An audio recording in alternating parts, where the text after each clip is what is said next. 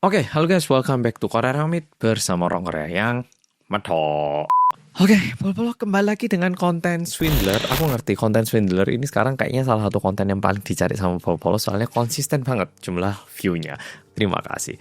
Nah, di video kali ini, sungguhan sangat-sangat worth it untuk ditonton hingga detik terakhir. Jadi, mohon ikuti video kali ini sampai akhir. Nah, cerita kali ini sebenarnya tokohnya tidak banyak, hanya ada bapak sama ibu. Jadi tanpa nama dan langsung kita mulai. Nah, cerita ini terjadi di sebuah keluarga yang tinggal di Korea. Bapaknya ini punya satu restoran yang lumayan laris, tapi ya nggak yang gede banget ya. Lumayan untuk membiayai kehidupan keluarganya. Sedangkan ibunya ini merupakan ibu rumah tangga dan kadang-kadang pergi ke restoran suaminya untuk membantu, sebatas itu. Dan mereka punya satu anak putri. Satu hal yang perlu kita ketahui, si bapak ini mau wedit. Jadi misalnya musim panas di Korea, pas panas-panasnya AC nggak boleh dinyalakan. Terus daripada nyalakan AC kamu itu loh, nyupo ke bank, pergi aja ke perpustakaan, pergi kemana, disuruh ke tempat-tempat publik untuk ngiup. Jadi di rumah itu nggak boleh pakai AC. Padahal anaknya itu baru lahir. Pokoknya papanya ini dari dulu hingga sekarang medit banget. Nah, by the way, di saat kejadian ini terjadi, anak putrinya udah berusia 15 tahun. Jadi SMP kelas 3. Cuman dari dulu papanya itu konsisten sangat medit. Nah, tapi istrinya yang juga bisa dibilang bukan medit, tapi istrinya itu sangat hemat. Istrinya yang sangat hemat ini tiba-tiba bilang ke suaminya kalau dia pengen cerai. Bener-bener mendadak, dan tentunya Pak suami ini jadi mikir, apa aku suami yang gak baik? Apa aku gak perhatian sama istriku? Apa aku ada melakukan kesalahan? Pak suaminya ini jadi mikir banyak hal. Tapi suatu hari Pak suaminya itu waktu lagi ngecek kondisi di restorannya, ngecek CCTV, dan kebetulan bapaknya ini melihat istrinya yang mencuri uang dari counter restoran itu. Ya memang istrinya sendiri jadi gak terlalu sedih, tapi jadi agak aneh gitu. Dan keanehannya nggak cuma di situ. Istrinya itu sangat hemat air, jadi mandinya itu pasti sehari kayak 1 kali atau 2 kali di jam yang sama gitu. Bukan kotor, tapi sangat sistematis gitu kayaknya. Cuman mulai suatu saat istrinya itu kayak mandinya itu berulang kali. Kayak pagi juga mandi, sebelum datang ke tempat kerja juga mandi. Mandinya itu terkesan jauh lebih banyak dibanding sebelum-sebelumnya gitu. Sehingga pak suaminya ini mulai ngerasa, apa jangan-jangan istriku pergi ke suatu tempat dan melakukan sesuatu, dan dikarenakan aktivitas itu mungkin istriku harus mandi. Terus istriku ini tiba-tiba nyuri uang buat apa ya? Padahal dia ini orangnya hemat banget. Apa jangan-jangan ini dipakai untuk membayar sesuatu? Nah, suaminya ini mulai jadi mikir banyak hal sehingga memutuskan untuk minta tolong ke detektif swasta untuk dicari tahu apa yang sebenarnya terjadi ataupun yang dilakukan sama istrinya. Detektif swasta yang menerima pekerjaan ini tentunya mengiyakan dan juga mulai mengikuti gerak-gerik istrinya. Di hari pertama detektif swasta mengikuti si ibu ini, detektif swasta udah menjadi sangat bingung dengan kondisinya. Karena berdasarkan pak suami ataupun si bapak ini, istrinya itu benar-benar cuman ibu rumah tangga dan kadang pergi ke restoran untuk bantu kerja. Tapi di hari pertama detektif swasta mengikuti gerak-gerik ibunya, si ibu ini ternyata pergi berenang. Di situ ibunya les, diajarin sama guru les renang yang sangat muda dan ganteng, dan tentunya badannya bagus. Nggak cuman itu, ibunya ini selesai les renang juga bahkan bekerja menjadi kayak resepsionis ataupun orang yang bekerja di counter gitu di tempat les renang itu. Nah, karena ini merupakan informasi yang seharusnya suaminya tahu tapi suaminya nggak tahu, detektif swastanya telepon ke pak suami. Bapak, ini kita udah mengikuti, tapi ternyata istri bapak ini bekerja di tempat renang. Bapak tahu atau bapak nggak merasa ini terlalu penting sehingga kita nggak diberitahu, pak? Bapaknya bilang, hah? Istri saya kerja di mana? Di kolam renang? Enggak tuh, saya enggak pernah dibilangi. Beneran ini, saya enggak tahu loh. Iya pak, istri bapak bekerja di kolam renang pak. Kalau gitu pak,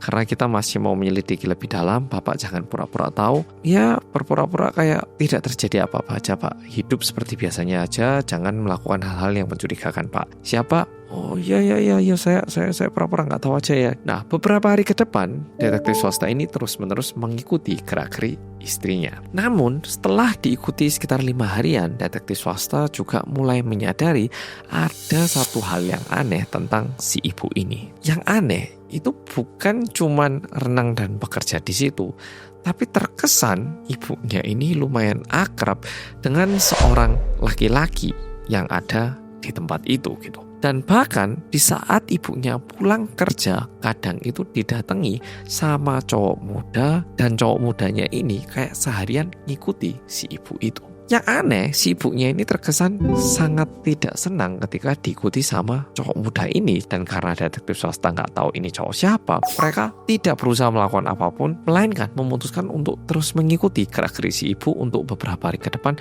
Siapa tahu mereka berhasil menguping suatu pembicaraan gitu. Dan ternyata betul, di hari ketiga, lagi-lagi si ibu ini didatangi sama cowok muda itu. Dan ternyata si cowok ini meminta uang kepada si ibu. Dan jumlah uang yang diminta itu lumayan besar, sekitar 20 juta Korea won. Dan tentunya si ibu bilang kalau dia tidak punya uang. Nah, di sini akhirnya ada satu hal yang mulai terjawab. Nah, tadi kan aku udah bilang bapaknya ini menyaksikan kalau istrinya mencuri uang yang ada di counter restorannya ya toh. Udah gitu ibunya bekerja. Berarti ibunya punya penghasilan, udah gitu nyuri uang, dan uangnya ini dipakai kemana? Kita awalnya nggak tahu ya toh. Nah, tapi setelah diikutin detektif swastanya ini jadi tahu kalau ada cowok muda yang terus-menerus minta uang kepada si ibu ini. Tapi yang menjadi masalah adalah detektif swastanya nggak tahu kenapa cowok muda ini terus-menerus meminta uang, dan ibunya ini juga tidak bisa menolak untuk tidak memberi uang. Meskipun terkesan sangat aneh, tapi detektif swasta memutuskan untuk tidak ikut campur terlebih dahulu, dan mereka memutuskan untuk terus mengikuti gerak-gerik si ibu ini. Siapa tahu ada informasi lain yang bisa didapat gitu. Nah, beberapa hari setelah itu, tiba-tiba bapaknya ini datang lagi ke kantor detektif swasta. Nah, tapi datangnya itu sambil kayak agak pincang gitu. Detektifnya tanya, "Loh Pak, ada apa Pak? Kok datang lagi?" "Loh, tapi kok jalannya gini kenapa Pak?" "Iya, ini kemarin malam saya setelah pulang kerja, di perjalanan pulang, tiba-tiba ada sepeda nabrak saya. Lah setelah itu ternyata lari sepedanya. Ini enggak tahu ini ada apa ini. Padahal minggu lalu atau 2 minggu yang lalu juga kayak gitu. Saya lagi jalan malam itu, kebetulan malam itu saya mabuk, ada cowok muda tiba-tiba body saya. Setelah saya di body, saya kayak dipukul sekali, terus lari. Jadi saya nggak berhasil lihat mukanya. Nggak tahu ini lagi sial kenapa, tapi akhir-akhir ini saya ada aja kejadian-kejadian seperti ini. Nah, detektif swastanya tanya, "Oh gitu Pak. Lah terus kenapa Bapak kali ini datang lagi Pak? Kita masih nyari tahu Pak apa yang terjadi di istri Bapak. Tapi Bapak ada apa Pak?" Pak suaminya bilang kayak gini, "Jadi gini, kan saya udah ngerasa aneh. Istri saya minta cerai, uang di restoran juga dicuri. Tapi kemarin itu setelah saya ditabrak sama sepeda, saya nggak pernah loh ngerasakan kayak gini. Malam itu setelah istri saya ngelihat saya yang cedera, dia itu nangis berjam-jam kayak sedih sekali gitu. Ya memang saya cedera, tapi kan dia nggak segitunya juga kan, ya nggak saya mati atau gitu kan, enggak. Tapi nggak tahu kenapa istri saya itu nangis. Terus saya diobati, terus diolesin obat. Dia itu ngolesin obatnya sambil nangis. Sampai saya bingung. Ini cewek yang kemarin-kemarin minta cerai, nyuri uang, tapi kok tiba-tiba ngobatin saya sambil nangis gini, kenapa gitu. Saya bingung ini. Nah, detektif swasta yang mendengarkan itu bilang, "Baik, kami udah dengar Pak ceritanya. Jadi apakah Bapak pingin berhenti untuk mencari tahu atau gimana Pak maksudnya?" "Enggak, cuman ada yang aneh gitu di hati saya. By the way, ini kan Pak Detektif ini kan udah ngikutin gerak-gerik istri saya selama 2 mingguan ini sekarang. Masa nggak ada update? Kalau ada update nggak apa-apa Pak, saya diberitahu aja. Saya mending tahu daripada saya nunggu semuanya setelah ketahuan Pak. Saya udah nggak nyaman ini, ada firasat yang agak aneh di dalam hati saya ini. Saya pengen tahu kenapa istri saya kayak gini dan saya nggak paham." Nah, detektif swasta yang sebenarnya pingin mencari tahu semuanya lalu baru dikasih tahu ke bapaknya ini memutuskan untuk memberitahu sejauh apa mereka udah tahu tentang kondisi istrinya. Nah, diberitahu, "Bapak, jadi kemarin seperti yang Bapak tahu, istri Bapak bekerja di kolam renang dan juga les berenang. Kebetulan gurunya yang ngajar juga cowok yang muda. Tapi yang aneh, di jam pulang kerja istri Bapak ada cowok muda lain, bukan guru les renang, yang meminta uang ke istri Bapak dan jumlahnya lumayan banyak Pak. Tapi kita nggak tahu alasannya kenapa, tapi istri Bapak terkesan kayak sangat terseret-seret sama cowok itu Pak. Si suami yang mendengarkan itu entah kenapa tiba-tiba emosi. Mungkin karena kemarin malam istrinya kayak begitu nangis lalu diobati atau gimana. Suaminya langsung marah bilang kayak gini, "Pak detektif, saya udah nggak tahan lagi Pak. Kok bisa ada cowok muda yang minta-minta uang ke istri saya? Saya udah nggak tahan Pak. Di mana tempat istri saya kerja? Hari ini saya mau cari tahu langsung apa yang sebenarnya terjadi. Saya udah nggak bisa tahan Pak." Dan hari itu juga si bapaknya ini langsung pergi ke tempat kerja istrinya, dan di situ istrinya langsung dilabrak. "Yang, kamu ini ngapain kerja di sini?" Dan istrinya kaget, "Loh, kok kamu tahu aku kerja di sini?" Dan karena kondisinya udah seperti ini, si bapak dan si istri memutuskan untuk pindah tempat untuk melanjutkan pembicaraan. Dan ini adalah yang terjadi. Polo-polo, please siapkan hati karena aku bakal menceritakan apa yang terjadi di balik semua ini. Si istri yang menikah dengan si bapak dari dulu itu udah tahu kalau suaminya adalah seseorang yang sangat pelit dan juga sangat hemat. Ya bisa dibilang hematnya itu kebangetan. Dan awalnya istrinya memang gak suka dengan kehidupan itu. Tapi akhir-akhir ini setelah putrinya dewasa, si ibu mulai tidak tahan lagi. Si ibu mulai merasa kalau dirinya udah gak bisa hidup seperti ini. Karena ibunya ini merasa, aku gak apa-apa, aku hemat. Tapi anakku, yang kasihan itu anakku. Karena istrinya beberapa kali mulai melihat anaknya yang disuruh mandi cepet-cepet, gak boleh pakai hair dryer gak boleh lama-lama.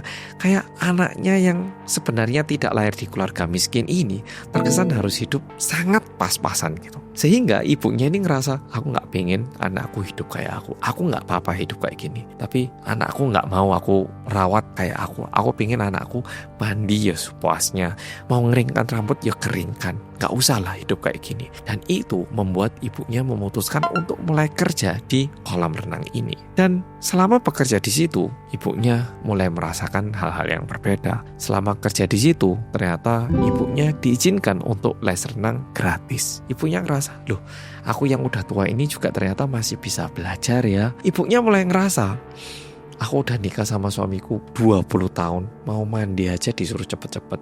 Tapi ternyata aku ini bisa ya kerja, aku ini bisa ya nyari duit sendiri. Dan di saat-saat seperti itu, ibunya melihat yang anaknya harus pergi ke sekolah dalam kondisi rambutnya itu masih belum kering karena bapaknya bilang, kamu ini pakai hair dryer lama-lama. Di situ ibunya ngerasa, daripada hidup kayak gini, aku tak cerai sama suamiku, aku tak kerja sendiri, aku yang biayain anakku bakal tak izinin mandi sepuasnya pakai air hangat, anakku juga bakal tak izinkan untuk ngeringkan rambut pakai hair dryernya, biar dia itu bisa hidup nyaman gak kayak sekarang. Nah itu yang membuat si ibu ini pengen cerai dari suaminya. Nah tapi beberapa hari setelah itu, kebetulan waktu ibunya lagi membersihkan daerah kolam renang itu, karena bekerjanya nggak cuma resepsionis, tapi kalau harus membersihkan ya bersihkan gitu. Ibunya ini mendengarkan pembicaraan beberapa ibu-ibu kayak arisan gitu. Nah ada satu ibu yang bilang kalau sekarang ini ada jasa pukul orang. Jadi ibu-ibu yang arisan ini kan ya tentunya lumayan jengkel sama suaminya ya toh. Maksudnya jengkelnya itu bukan pengen sampai cerai gitu, enggak. Tapi kayak pengen tak tempiling sekali. Suamiku ini akalnya kayak gini. Suamiku ini gak pernah mau dengarkan kata-kataku. Suamiku ini mesti pulang malam. Kan ada ya toh komplain yang dimiliki oleh setiap ibu gitu. Nah ibu-ibu ini tiba-tiba bagi info ada satu layanan. Kalau kamu bayar orang ini bakal mukul suami kamu sesuai dengan uang yang dibayarkan. Nah orang-orang ini jadinya mulai nyoba dan bilang kalau ini lucu gitu. Jadi bayar 50 ribuan, 100 ribuan, pukulkan suami saya sekali ya, ditampar gitu di tengah jalan. Nah memang aku juga gak paham kenapa ada ibu-ibu yang melakukan seperti ini, tapi nyatanya ibu-ibu ini tertarik dan nyoba menggunakan jasa itu. Dan ini ada hubungannya dengan kejadian si bapak yang pernah dipukul sama seseorang di tengah jalan waktu bapaknya lagi pulang itu. Nah masalahnya setelah ibu-ibu ini menggunakan jasa itu, ternyata ibu-ibu ini malah diancam balik sama pelayan jasa ini. Yang menawarkan jasa ini awalnya kayak sangat ramah dan juga menawarkan mau dipukul kayak gimana, maunya dipukul di mana kayak gitu. Nah setelah ibunya bayar, ibu-ibunya ini diancam balik. Bu, by the way suami ibu kayaknya nggak tahu ya kalau istrinya sendiri yang nyuruh saya untuk mukul dirinya. Kalau ibu nggak mau janji ini bocor, saya minta uang. Nah, ibu-ibunya nolak. Ketika nolak, orang ini pergi lagi untuk menyakiti si suami. Sehingga pak suaminya ini juga pernah ditabrak sama sepeda. Dan di malam itu istrinya begitu menangis karena merasa bersalah. Kayak, coba waktu itu nggak pakai jasa itu. Coba kalau misalnya aku ada uang, lalu ngasih uang yang diminta, mungkin suamiku nggak bakal cedera. Jadi ibunya ini pun sempat jengkel sama suaminya dan pengen mukul, tapi ya sebatas mukul imut gitu. Tapi malah kena jebakan. Nah, karena kondisinya udah kayak gini, ibunya pun mulai terjebak dan mau nggak mau kalau dimintain uang, akhirnya mulai ngasih uang dan karena uangnya kurang, ibunya ini bahkan mencuri uang dari restoran itu tadi. Dan setelah mendengarkan cerita ini, si suami jadi sangat marah dan si suami ini bilang ke ibunya, "Bu, mana nomor HP cowok itu? Aku yang bilang itu orang kurang ajar." Nah, si ibunya bilang, "Bentar, ceritaku belum selesai. Kamu tahu nggak kenapa aku udah nggak tahan lagi untuk tinggal sama kamu? Di luar kamu yang terlalu hemat dan bikin anakku sengsara, aku itu kadang malu loh sama kamu. Kita makan bareng keluarga, kok nggak mau sih kita yang bayarin? Kok mesti harus saudara-saudara kita yang bayarin? Kalau misalnya ada aja saudara yang bilang, nggak apa-apa kali ini aku yang bayarin, terus kita yang bayar, besoknya kamu hubungin, transfernya ke rekening saya ya." Itu bikin aku malu yang aku nggak pengen hidup kayak gitu. Tapi yang aku berubah pikiran. Minggu lalu atau 10 hari yang lalu itu yang, kamu ingat kan aku ditelepon sama papaku? Papaku bilang kalau mamaku lagi sakit dan kita butuh biaya medis. Dan jujur waktu itu aku bingung yang, uang hasil kerja juga nggak terlalu banyak. Mau minta kamu pasti kamu nggak bakal ngasih uang. Aku bingung yang waktu itu. Tapi nggak tahu gimana, beberapa hari setelah itu kamu tiba-tiba datang waktu aku lagi duduk di kamar itu. Kamu kasih satu buku rekening dan bilang kayak gini kan, yang susah kan hidup sama aku, kan aku pelit. Tapi yang sebenarnya aku udah nyiapkan kado buat kamu karena kita udah nikah selama 20 tahunan. Dan sebenarnya kan tanggal pernikahan kita masih 2 bulan lagi. Tapi mamamu lagi sakit kan? Ini loh buku rekening. Uang ini udah tak tabung buat kamu dari tahun pertama kita nikah. Maunya sih tak kasih di tanggal pernikahan kita, tapi kayaknya ini bakal lebih berguna kalau tak kasih sekarang. Ini ya buat kamu. Jadi tiba-tiba bapaknya ini ngasih satu rekening ke istrinya, dan waktu buku rekeningnya dibuka, di dalamnya ada uang senilai 200 juta Korea won alias sekitar 2 miliar rupiah. Jadi bapaknya yang selama ini begitu pelit ternyata menghemat sebagian uangnya untuk diberikan kepada istrinya. Dan kebetulan di saat istrinya sangat membutuhkan uang, bapaknya ini memberikan uang yang begitu besar dan kayak, ini loh pakai obat mama kamu, jangan disayang. Dan ini membuat istrinya ngerasa, ya aku gak suka loh suamiku yang pelit kayak gini. Tapi setelah tahu maksud dibalik semua ini, istrinya ngerasa ternyata suamiku bukan orang yang sejahat itu. Nah, setelah cerita ini terbongkar, untungnya hubungan bapak dan ibu menjadi lebih baik. Dan setelah itu mereka jadi tinggal lebih harmonis lagi. Dan yang menarik, si bapak ini kan tadi pelit banget ya toh. Dan setelah tahu kejadian ini, bapaknya ini minta nomor HP orang yang mukul itu tadi. Dan bapaknya ini langsung hubungi, terus diancam, "Kamu ini yang nipu istriku gini. Kalau kamu nggak ngasih uang, kamu tak laporkan polisi." Dan berkat itu, bahkan bapaknya ini berhasil mendapatkan refund dari orang itu. Dan jumlah uang yang dia terima itu mencapai 5 juta Korea won. Alias sekitar 60 juta rupiah. Oke, follow. Swindler kali ini memang bukan cerita yang panas, yang terlalu berselingkuh atau gimana, tapi justru merupakan sebuah cerita yang menghangatkan isi hati kita. Kayak pasangan yang kita miliki, tentunya kita sehari-hari ngerasa kayak, istriku ini kok nggak sempurna, kok gini. Kita cuma bisa melihat sisi negatifnya. Tapi kadang kita itu mungkin udah terlalu dimanja sama pasangan kita. Mungkin sisi positifnya udah terlalu banyak dan kita udah terlalu nyaman sehingga dikit aja itu kita ngerasa kayak udah gak betah. Tapi kalau misalnya pasangan kita itu benar-benar negatif, mungkin ketika pasangan kita melakukan sesuatu hal kecil yang positif, kita bakal sangat berterima kasih. Anehnya manusia kayak gitu ya toh. Nah, dengan video ini aku juga pengen tanya kepada Polo. Buat Polo yang begitu merasa tidak puas dengan pasangan Polo, aku beneran pengen tanya, apakah Polo beneran tidak bahagia dengan pasangan Polo atau Polo terlalu bahagia dan menjadi rakus? Siapa tahu pasangan Polo sebenarnya merupakan seseorang yang sangat baik, hanya saja kitanya udah terlalu nyaman. Jadi mungkin melalui video kali ini bukannya kita menilai pasangan kita, melainkan mungkin ini bisa menjadi kesempatan buat kita untuk merefleksikan diri kita sendiri. Oke, Pol-Pol, Swindler kali ini sampai di sini. Makasih sudah nonton dan sampai jumpa di video berikutnya. Dadah.